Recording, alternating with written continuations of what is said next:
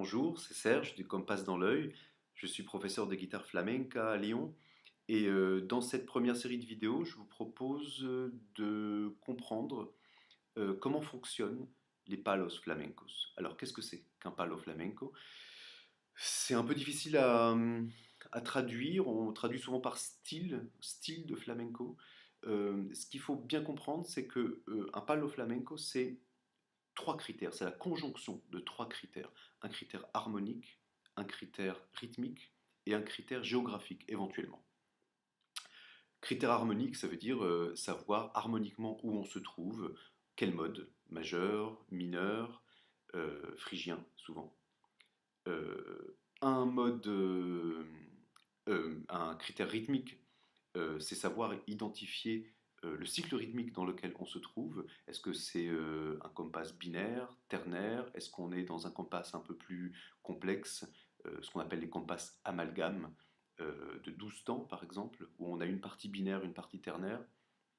Et enfin, un critère géographique euh, qu'on peut s'exercer à identifier, qui est peut-être un peu plus compliqué parce qu'il est très culturel, lui. Mais effectivement, il faudra être capable de voir que euh, une allegria, par exemple, n'est pas jouée de la même façon à Séville ou à Jerez ou à Cadiz. Donc la conjonction de ces trois critères forme les palos flamencos. Alors, pourquoi analyser les palos? Parce que très souvent, je me rends compte que des étudiants qui viennent me voir me demandent je voudrais jouer tel morceau de tel guitariste. Euh, Ce qui revient à prendre un peu le problème à l'envers. C'est-à-dire que le flamenco ne fonctionne pas en termes de morceaux.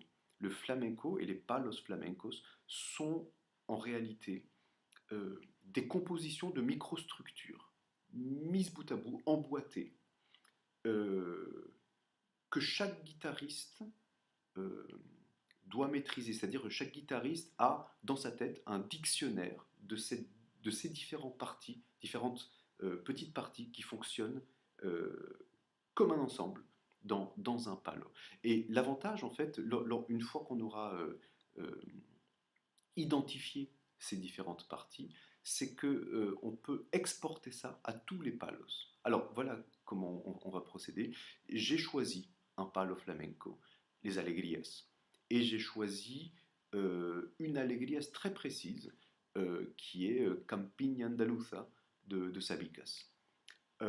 Alors en analysant ce morceau, on va essayer de décortiquer et de désassembler toutes les parties que Savicas a composées et et à assembler pour composer ce morceau. C'est-à-dire qu'une fois on les aura identifiés et nommés, eh bien, ça sera très facile après d'exporter ça d'analyser d'autres palos.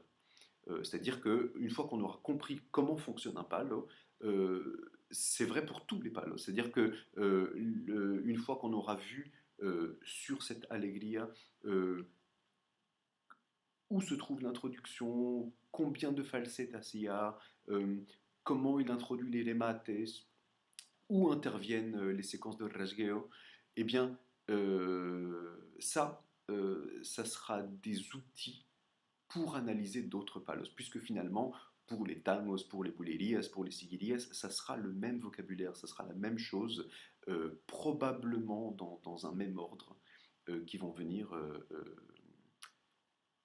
composer chaque palo, et donc chaque morceau. Voilà, donc attaquons-nous à Campiña Andaluza. Euh, Bien sûr, ceux qui voudront apprendre à jouer Campiña Andaluza, eh bien, le pourront avec cette série de tutoriels.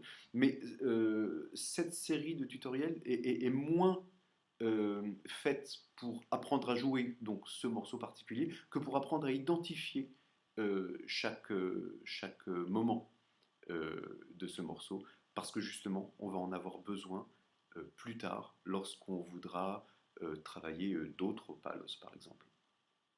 Alors voilà, dernière chose, n'oubliez pas que apprendre le flamenco pour les guitaristes euh, ne se limite pas à apprendre des falsettas. C'est pour ça aussi que je fais cette série de tutoriels. Les falsettas, c'est très bien, c'est effectivement là que le guitariste va briller, mais je peux apprendre 10 falsettas de Alegrías, par exemple. C'est pas pour autant que je saurais jouer des Alegrías, parce qu'il me manquera tout le liant, tout ce qui fait que une Alegrías est une Alegrías. Donc voilà, c'est notamment ce qu'on va faire. Et surtout, n'oubliez pas aussi que le flamenco est un art vivant qui se transmet en face à face. Il faut absolument avoir quelqu'un avec qui interagir lorsque on apprend le flamenco. Et euh, il est très dangereux d'apprendre du flamenco, surtout lorsqu'on vient d'autres musiques et qu'on a d'autres cultures musicales, de se lancer dans le flamenco sans avoir quelqu'un pour nous guider en temps réel. Euh, donc voilà, dernière chose, sur Camping Andaluza, euh, j'ai mis sur mon site, donc vous allez avoir la description en bas de cette vidéo, un PDF avec toute la structure et je me base pour cette structure sur l'enregistrement original de Sabika, ce qu'il a fait sur le disque Flamenco Puro. Donc voilà, souvent je ferai référence à cette structure, je l'ai numérotée pour savoir exactement à quel moment on en est, pour avoir un repère commun. Donc allez sur mon site, lecompasdansl'œil.fr, le compas dans l'œil tout lié, tout attaché. Et c'est sur la partie blog, ça sera donc sur Camping Andaluza. A très bientôt donc pour l'analyse de Camping Andaluza de Sabicas.